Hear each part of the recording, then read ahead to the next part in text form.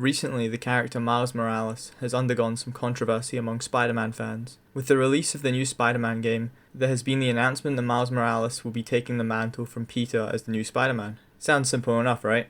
That's because we're forgetting that this is the internet. So where exactly does the controversy fit in? Well, to answer your question, dear viewer, there are two groups of people.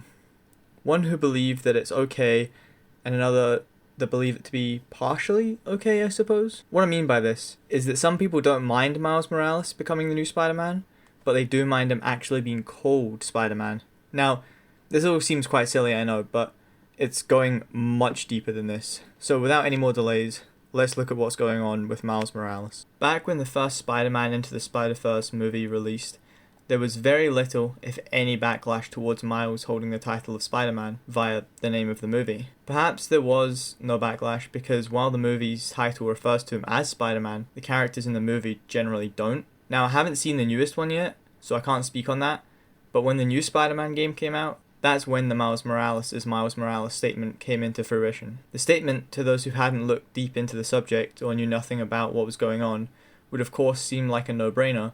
Of course Miles Morales was himself, right? Don't worry, that's what I thought too.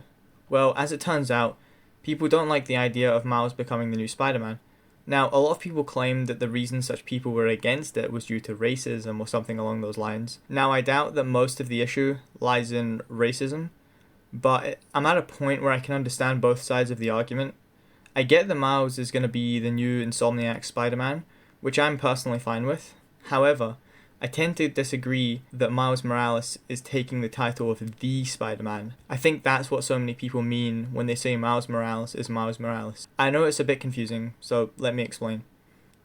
If you're a fan of Spider-Man, then there's a good chance you know Peter Parker's origin story. Well, in case you don't, here's the rundown. Parents died when he was young, lived with his aunt and uncle, got bitten by a radioactive spider, uncle died, became a crime fighter named Spider-Man.